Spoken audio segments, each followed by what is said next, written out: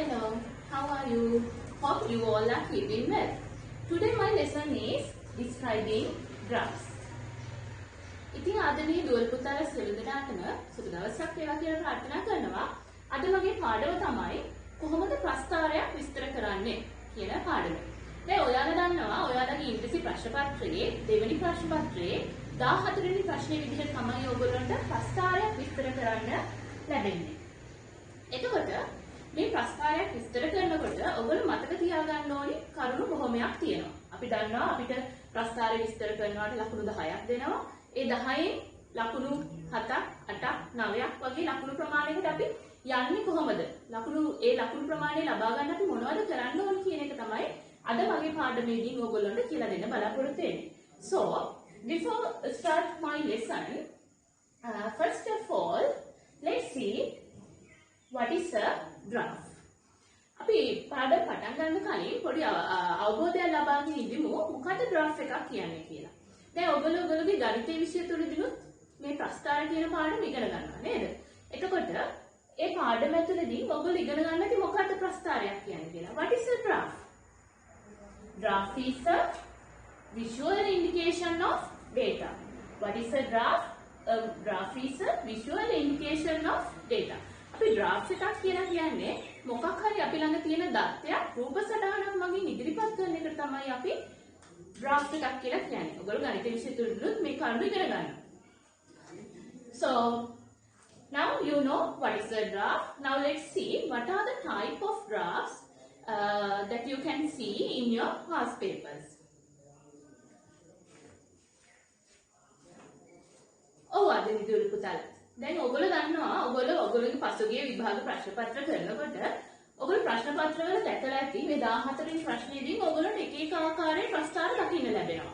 එතකොට මේ දකින්න ලැබෙන ප්‍රස්ථාර ආකාර කිහිපයක් මම මෙතනින් දක්වනවා. First one is bar graph.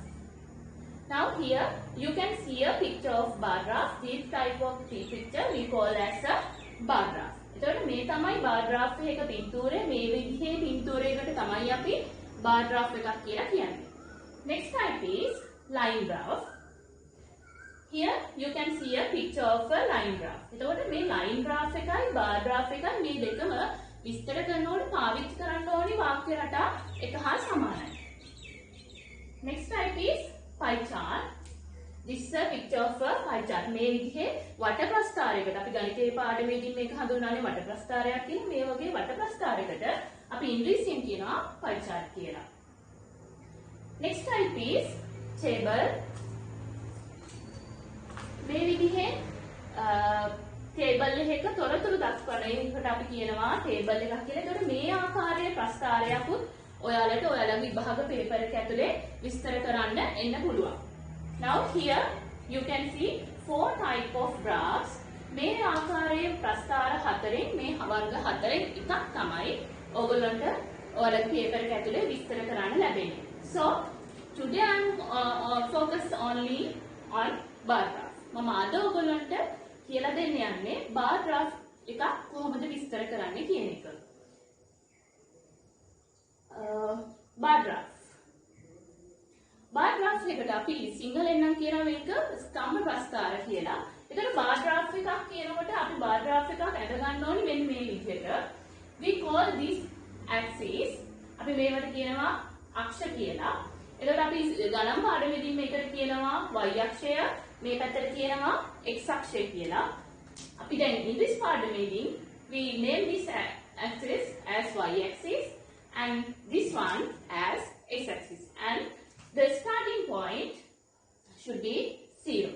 එතකොට මේ y axis එකටම මේ y අක්ෂය ඇඳලා x අක්ෂය ඇඳලා මේ විදිහට අපි ගොඩනගා ගන්න ප්‍රස්ථාරයේ මෙන්න මේව මගින් තමයි මේ බාස් මේව මගින් තමයි අපි අපේ ප්‍රස්ථාරයට අදාළ තොරතුරු නිරූපණය කරන එක කරන්නේ.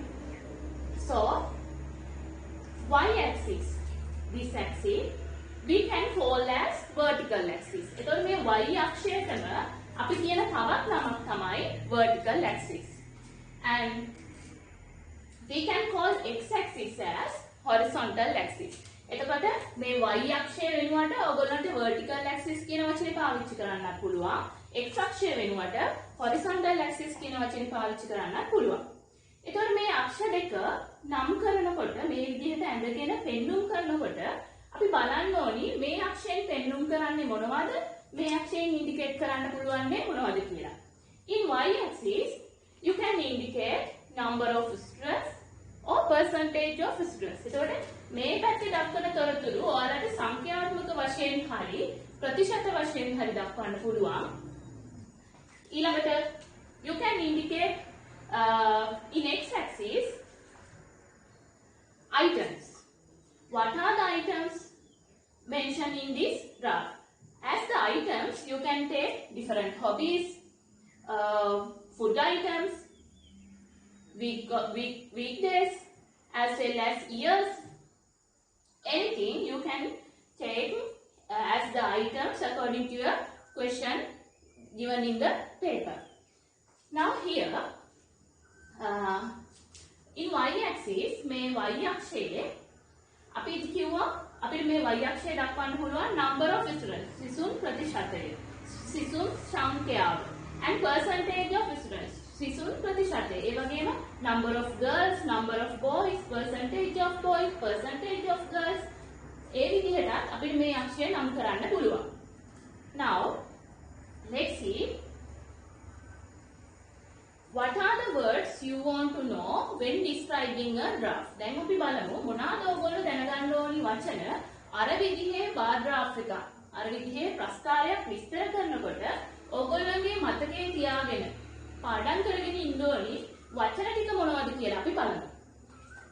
First one is about, second word is show, third one depicts, represent, horizontal axis, vertical axis, most, highest, maximum, majority, least, lowest, minority, minimum, equal, less than, lower than, more than, higher than.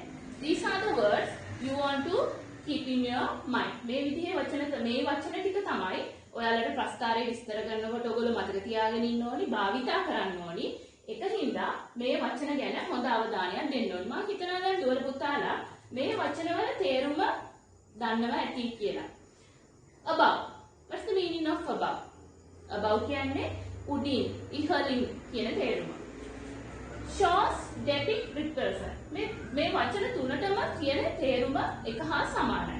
Shows කියන්නේ පෙන්눔 කරනවා, depicts කියන්නේ පෙන්눔 කරනවා, නිරූපණය කරනවා, represent කියන්නේ ඉදිරිපත් කරනවා.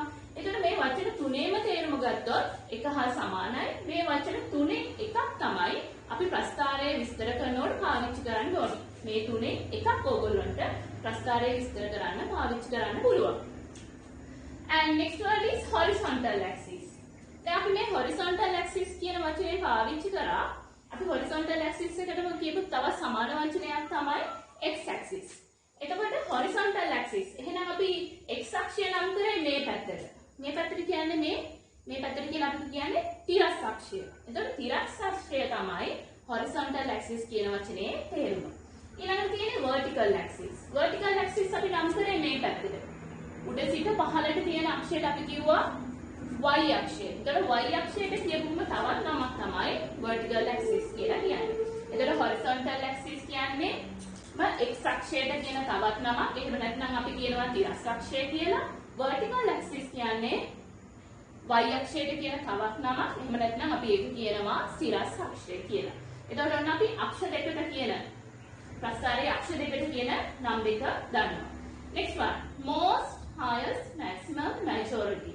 මේ කියන වචන හතරම අපි ප්‍රස්තාරයෙන් දැන් අගයන් විස්තර කරනකොට ඒකේ තියෙන බව විස්තර කරනකොට උපරිම අගය ගැන සඳහන් කරනකොට අපිට පාවිච්චි කරන්න ඕනි වචන හතර තමයි මේ. හැබැයි මේ වචන හතරම අපිට එකම අවස්ථාවේ පාවිච්චි කරන්න බෑ. මේ වචන හතරෙන් එකක් අපි අපේ වාක්‍ය ලියනකොට පාවිච්චි කරන්න ඕනි. එතකොට most, highest, maximum, majority කියන මේ වචන වල තේරුම සමස්තයක් විදිහට ගත්තොත් මේකේ තේරුම එන්නේ උපරිම අගයේ තියෙනවා. Next word least, lowest, minority, minimum. එතකොට මේ වචන හතරෙම තේරුම මේ වචන හතරම අපිට පාවිච්චි කරන්න පුළුවන් ප්‍රස්තාරයේ අවම අගය ගැන කියන්න ඕන වෙනකොට. එතකොට least කියන්නේ අඩුම, lowest අඩුම, minority සුළුතරය, minimum අඩුම. එතකොට මේ වචන හතරෙම තේරුම එක හා සමානයි. ප්‍රස්ථාරය විස්තර කරන වෙලාවට මේ වචන හතරෙන් එකක් පාවිච්චි කරලා ඔයගොල්ලන්ට වාක්‍ය ගොඩනගා ගන්න පුළුවන්. equal. equal කියන්නේ ප්‍රස්ථාරයක අපි දන්නවා හැම වෙලාවෙම උස් පහත් වෙච්ච අගයන්ම තියෙන්නේ නැහැ. සමාන මට්ටමේ තියෙන අගයන් තියෙනවා. එතකොට ඒ වෙලාවට සමාන මට්ටමේ තියෙන අගයන් ගැන ප්‍රකාශ කරන්න ඕන නම් තමයි අපි equal කියන වචනේ පාවිච්චි කරන්න ඕනේ. Next words are less than, lower than. Less than, lower than. මේ වචනේ තේරුම තමයි වඩා අඩුයි.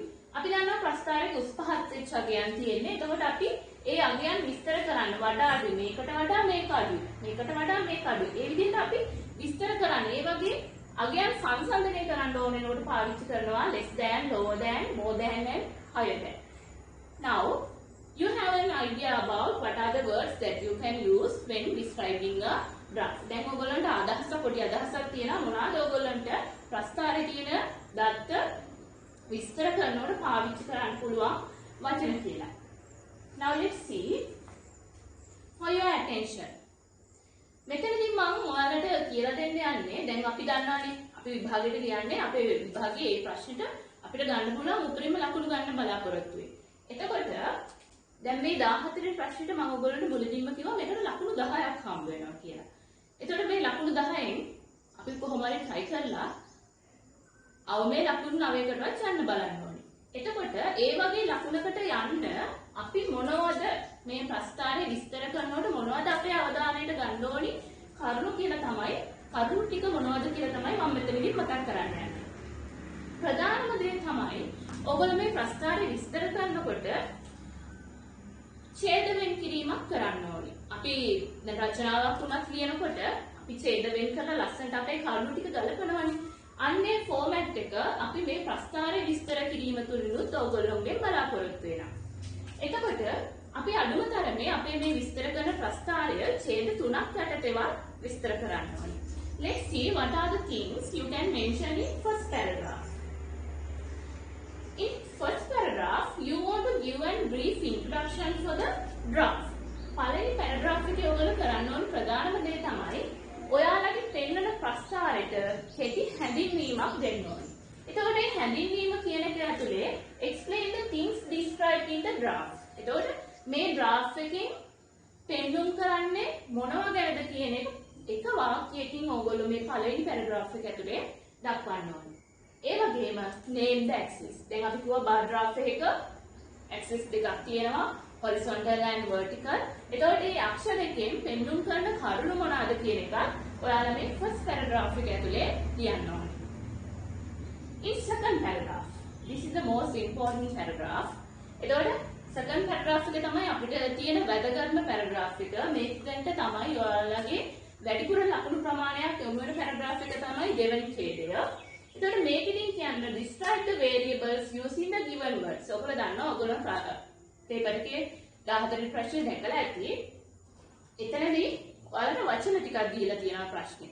එතකොට දීලා තියෙන වචන පාවිච්චි කරලා ප්‍රස්ථාරය තුල දක්වලා තියෙන අගයන් විස්තර කිරීම තමයි අපි second paragraph එකේදී කියන්නේ. මේ කියන්නේ අර අපි ඉස්සෙල්ලා මතක් කරපු most, least, maximum, minimum, equal, more than, less than කියන මේ වචන භාවිතා කරලා ප්‍රස්ථාරය විස්තර කිරීම කරන්න ඕනි in second paragraph.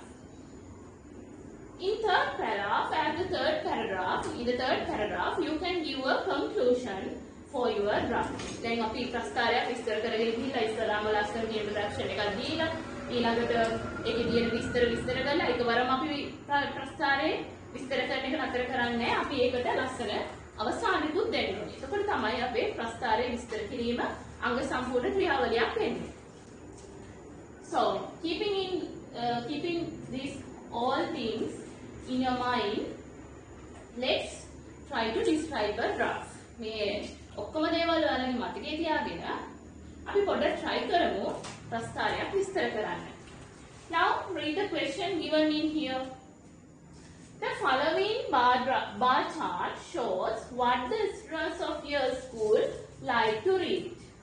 Study the chart and write a description about it. The following words will help you. Now here you can see a graph. This is a bar graph. This side y-axis, if not this is vertical axis. This side x-axis, if not we can call it as horizontal axis. Now by using this graph, they have described what the students of your school like to read. මේ graph එක පාවිච්චි කරලා ඒගොල්ලෝ පෙන්නුම් කරන්න උත්සාහ කරන්නේ මොනවාද ඔයාලගේ ඉස්කෝලේ ළමයි කියවන්න කැමති මොන විදිහේ දේවල්ද කියලා. Now in this bar graph you can see the students of your school like to read novels, cartoons, magazines, newspapers. These are the reading materials they like to read. Now look at here. 25 students like to read novels and 15 students like to read cartoons. 15 students like to read magazine as well as 10 students like to read newspapers. These are the information mentioned in the graph. Now you want to write the description by looking at this graph. Then මේ graph එක දිහා බලාගෙන තමයි ඔයගොල්ලන්ට graph එක විස්තර කරන එක කරන්න තියෙන්නේ. Okay, let's describe the graph. Now මම ඉස්සලා කිව්වා ඔයගොල්ලන්ට ප්‍රස්තාරය විස්තර කරන්න ඕනි ඡේද කීයක් යටතේ කියලාද මම කිව්වේ ඡේද 3ක් යටතේ. එතකොට දැන් අපි හදන්නේ අපි රෙඩි වෙන්නේ පළවෙනි ඡේදය ලියන්න.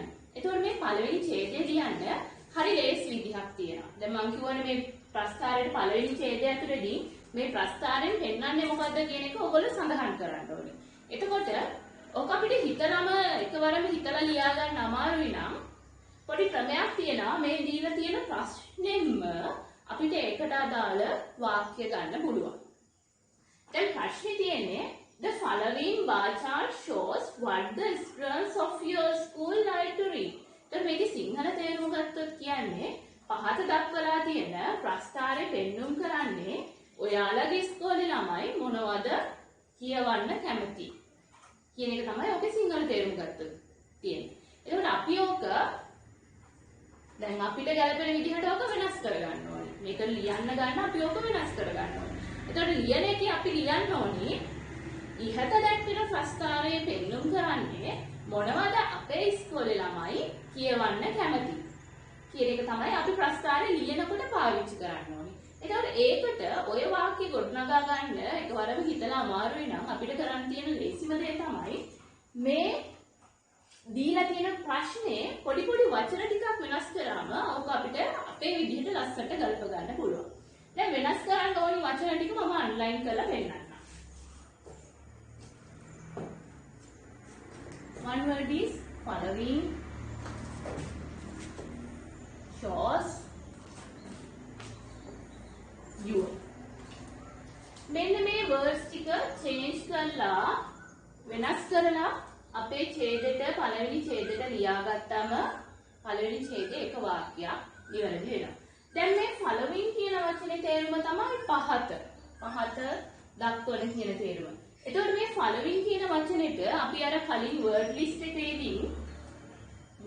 එකේදී ඉගෙන ගත්ත වචනයක් පාවිච්චි කරන්න පුළුවන්. මොකද්ද වචනේ? word list එකේදී අපි පළවෙනියටම ඉගෙන ගත්තා about කියන වචනේ. එතකොට මේ following කියන වචනේ වෙනුවට ඔයගොල්ලන්ට about කියන වචනේ පාවිච්චි කරන්න පුළුවන්. එතකොට following කියන එකේ තේරුම පහත දැක්වෙන කියන තේරුම about කියන වචනේ උත්තන්ට දැම්මම වෙනවා ඉහතින් දැක්වෙන කියන තේරුම. අපි පළවෙනි sentence එක ලියලා බලමු. අපේ graph එකට අදාළව පළවෙනි sentence එක ලියලා බලමු.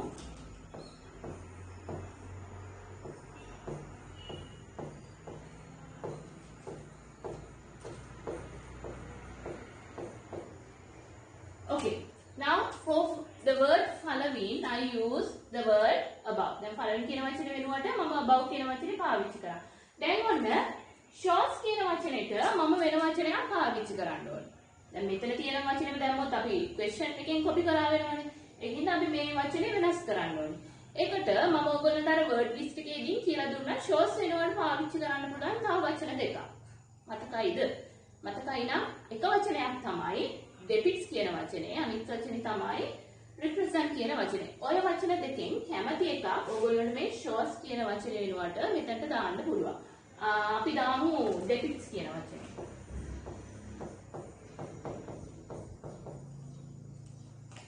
දැන් ඔන්න ඒ වර්ඩ් එකත් අපි වෙනස් කරගත්තා. following වෙනුවට above කියන වර්ඩ් එක දැම්මා. shows වෙනුවට depicts කියන වර්ඩ් එක දැම්මා. දැන් මේ words change කරන්න ඕනිද? නැහැ. underline කරලා තියෙන words විතරයි අපි change කරලා අපේ paragraph එකට ගන්න ඕනේ. එතකොට එහෙනම් අනිත් වචන ටික ඒ කියන විදිහටම අපි මෙතන ලියනවා.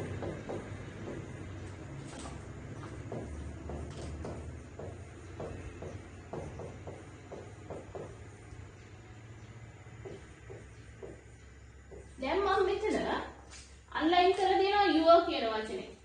මෙතනත් මම yourම ලියලා තියෙනවා. මේක හරියද? නෑ මම කිව්වා your කියන වචනේ වෙනුවට මෙතන අපි වෙන වචනයක් දාන්න ඕනේ කියලා. දැන් මෙතන ප්‍රශ්නෙකින් කියන්නේ ඔබේ පාසලේ. එහෙනම් අපි විස්තර කරනකොට මේක වෙන්න ඕනි මගේ පාසලේ කියලා. ඒතකොට මගේ පාසලේ කියනකොට එක්ක නැත්නම් කියන්න ඕනි අපේ පාසලේ. මගේ පාසලේ නැත්නම් අපේ පාසලේ කියන වචන වලින් එකක් තමයි ඔතනට එන්න ඕනේ. එතකොට මොකක්ද අපිට දාන්න පුළුවන්? අපි පාවිච්චි කරමු අපේ පාසලේ කියලා. එතකොට students of our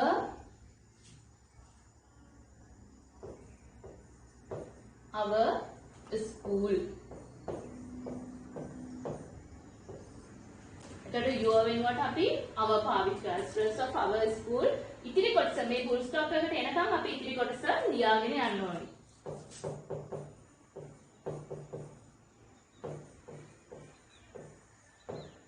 හරි.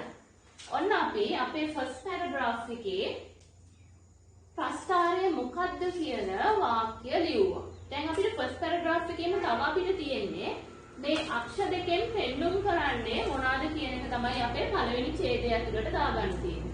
එතකොට අපි මේ අක්ෂරයට කිව්වේ මොනවාද? මොකක් කියලාද? එකට දුන්න නම අපි කිව්වා මේක vertical axis එහෙම නැත්නම් y axis. මේ අක්ෂරයට අපි කිව්වා horizontal axis එහෙම නැත්නම් x axis. එතකොට අන්න ওই නම් දෙක දාලා අපි කියන්න ඕනි horizontal axis එකෙන් පෙන්නන්නේ මේකේ ඉන්න සිසුන් ප්‍රමාණය. horizontal axis එකෙන් පෙන්නන්නේ මොනවාද මේගොල්ලෝ කියවන්න කැමති කියලා. vertical axis එකෙන් පෙන්නන්නේ මොනවාද කොච්චර ළමුන් ප්‍රමාණයක් මේ activities වලටද කැමතිද කියන එක. Okay. ඒ sentence එක අපි මේ විදිහට ලියමු.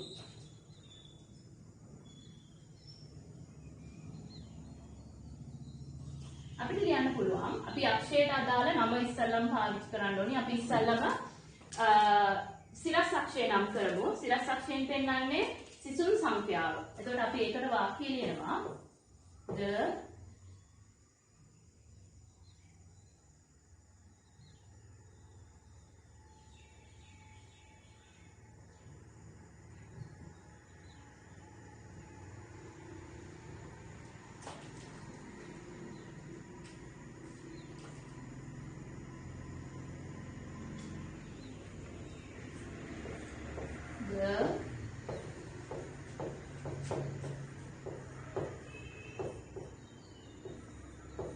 අපි ඉස්සෙල්ලාම තිරස් Aksharaya ලියමු. The horizontal axis shows the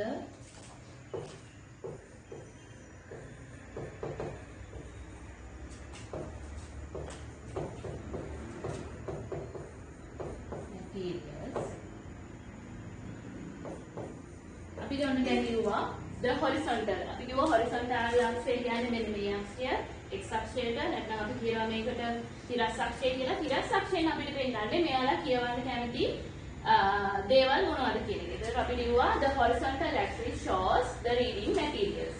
Now we want to explain about the vertical axis. අපිට කියන්න පුළුවන් the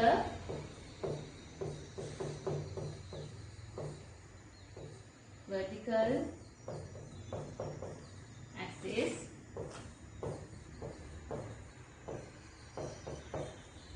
shows the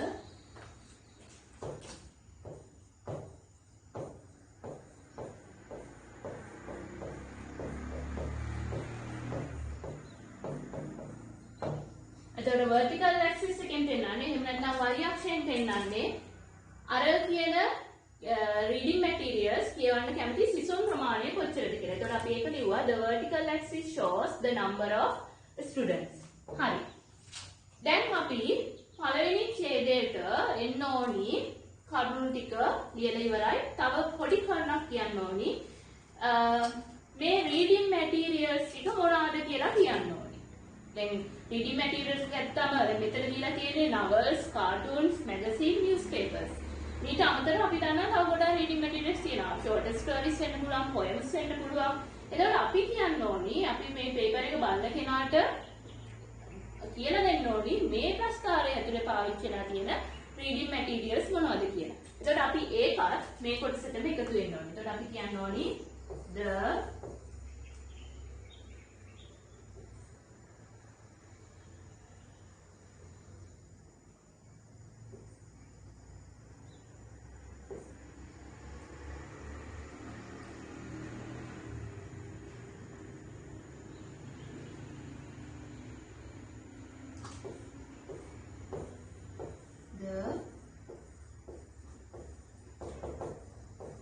reading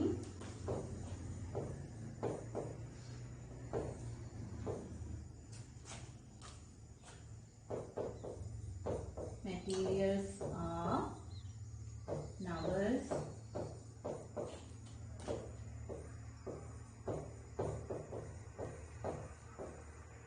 cartoons,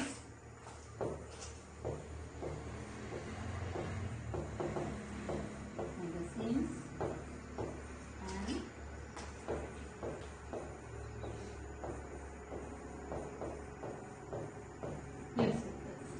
අපි මෙන්න මේ කියන කරුණු ටික තමයි අපේ first paragraph එකට එන්න ඕනේ. first paragraph එකේ ඉතින් අපි the above bar chart depicts what the students of our school like to read කියලා අපි මේ ප්‍රස්තාරයෙන් පෙන්නන්නේ මොකද්ද කියන එක කිව්වා. ඊළඟට the horizontal axis shows the reading materials. එතකොට මේ horizontal අක්ෂයෙන් පෙන්නන්නේ මොනවද කියලා අපි නම් කරලා දුන්නා අක්ෂය. and the vertical axis shows the number of students. එතකොට මේ vertical axis එකෙන් සිසුන් ප්‍රමාණය පෙන්වන්නේ ප්‍රතිශතයක් විදිහට සංඛ්‍යාත්මක අගයක් විදිහටද කියන එක අපි මෙතන සඳහන් කරලා තියෙනවා. ඊට පස්සේ අපි අවසානයේ කියලා තියෙනවා the reading materials are novels, cartoons, magazine and newspapers. ඒතකොට මෙතන මෙන්න reading materials වර්ග ටික මොනවාද කියලා අපි මෙතන කතා කරලා තියෙනවා. ඒතකොට මේ තමයි ඕගොල්ලෝ මේ ප්‍රස්තාරයේ විස්තර කරනකොට ලියන්න ඕනි පළවෙනි paragraph එක. Now let's move to the second paragraph.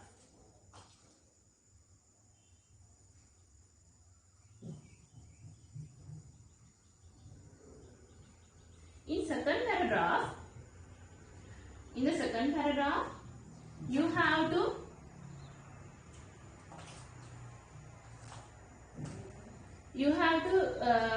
use the words. Words mean the words are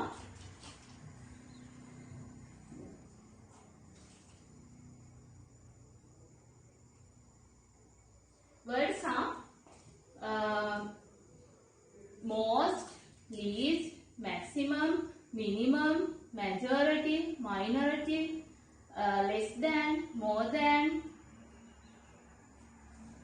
equal, higher than, lower than. මේ කියන වචන තමයි ඔයගොල්ලෝ second paragraph එකේදී පාවිච්චි කරන්න ඕනේ.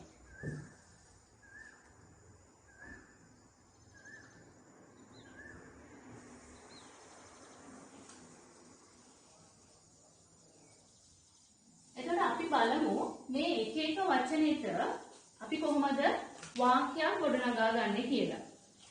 එතකොට දැන් අපි more than කියන වචනේ ගත්තොත් ඒකෙදින් more than කියන වචනේ අපි පාවිච්චි කරන්නේ අගයන් දෙකක් සංසන්දනය කරනකොට. දැන් අපි ප්‍රස්තාරය විස්තර කරන්න ගන්නකොට සාමාන්‍යයෙන් අපි ඉස්සල්ලාම කියන්න ඕනි ප්‍රස්තාරයේ උපරිම අගය ගැන. දැන් මේ ප්‍රස්තාරය ගත්තොත් මේ ප්‍රස්තාරයේ උපරිම අගය තියෙන්නේ වැඩිපුරම ළමයි ප්‍රමාණයක් කියවන්න කැමති novels. එතකොට අපි අන්නේ ප්‍රස්තාරයේ උපරිම අගයේ සිට අවම අගයේ දක්වා විස්තර කිරීම තමයි කරන්න ඕනේ.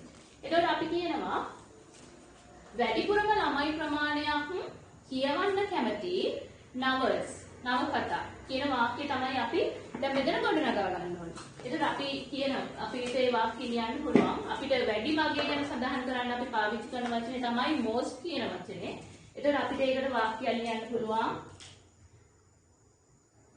The most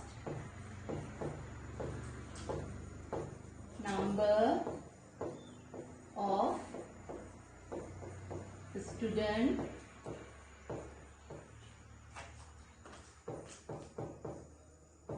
like to read novels. ඔන්න අපි most කියන වචනේ පාවිච්චි කරා අපේ ප්‍රස්තාරයේ විස්තර ගන්න. අපි දැන් අර වචන අපි ඉගෙන ගත්ත word list එකේ අපි ගොඩක් වචන තිබුණානේ. එතනින් most එකම පාවිච්චි කරන්න පුළුවන් තව වචන තිබුණා. maximum, majority කියන වචන most වෙනුවට පාවිච්චි කරන්න පුළුවන්. එතකොට ඒ වචන වලින් ඔයාලා කැමති අකුරු වැරදෙන්නේ නැති වචනයක් මෙතනට පාවිච්චි කරන්න. එතකොට අපි ඔන්න ලිව්වා the most number of students like to read novels. වැඩිපුරම සිසුන් ප්‍රමාණයක් කැමති නවකතා කියවන්න කියන වාක්‍ය ඔන්න අපි දැන් ලියලා ඉවරයි. දැන් අපි කිව්වා වැඩිපුරම සිසුන් ප්‍රමාණයක් කැමති නවකතා කියවන්න කියලා. දැන් අපි වැඩිපුරම කැමති නම් කී දෙනෙක් විතර එතන ඉන්නවද කියන වාක්‍යයක් අපි මෙතනට එකතු කරගන්නවා. ඒකේ සංඛ්‍යාත්මක අගය අපි මේ විස්තරය තුලට දාන්න ඕනේ. ඒකට අපි කියනවා අපිට කියන්න පුළුවන් මෙතන ළමයි කී දෙනෙක් ඉන්නවද? there are 25 students. එහෙනම් අපි කියන්න ඕනේ අගේ සඳහන් කරන්න පුළුවන් there are 25 students in it. එතන අපි කිව්වා වැඩිපුරම සිසුන් ප්‍රමාණයක් කැමති නවකතා කියවන්න. එතන ඉන්නවා ඒ ගොඩේ ඉන්නවා ළමයි 25 කියන කන්නත් ඔන්න අපි අගයක් සඳහන් කරලා තියෙනවා. කැමති නම් ඕගොල්ලන්ට මේ 25 කියන එක වර්ඩ් එකෙන් ලියන්නත් පුළුවන්. එහෙම නැත්නම් මේ ඉලක්කමෙන් දාන්නත් පුළුවන්. ඊළඟට දැන් අපි වැඩිම අගය ගැන කිව්වා. ඊළඟට මොකක්ද කියන්නේ? වැඩිම අගය කිව්වා. ඊළඟට අපි කියමු අඩුම අගය ගැන. එතකොට අඩුම අගයට අඩුම කියන්නේ මොකද්ද මම ඕගොල්ලන්ට කියලා දුන්න වචනේ. මම වචන 4ක් විතර කියලා දුන්නා. ඒ වචන 4ෙන් ඔයාලට මතක වචනේ මොකද්ද? ඔයාලට ලේසියෙන්ම පාවිච්චි කරන්න පුළුවන් වචනේ තමයි අපිට ලේසියෙන්ම මතක තියාගන්න පුළුවන් වචනේ තමයි least කියන වචනේ. එතකොට අපි මේ most කියන එකට වාක්‍ය ගොඩනැගුව විදිහටම තමයි අපිට least කියන එකට වාක්‍ය ගොඩනගන්න තියෙන්නේ. එතකොට අපි බලමු එකට කොහොමද වාක්‍ය ලියවෙන්නේ කියලා. අපි මෙතන එතකොට අපිට කරන්න තියෙන්නේ මේ වාක්‍ය රටාවටම මේ most කියන වචනේ වෙනුවට අර අපි අඩුම අගයට දෙන least කියන වචනේ දාලා ආයේ මේ වාක්‍ය ලියන එක තියෙනවා. අපි ලියලා බලමු. The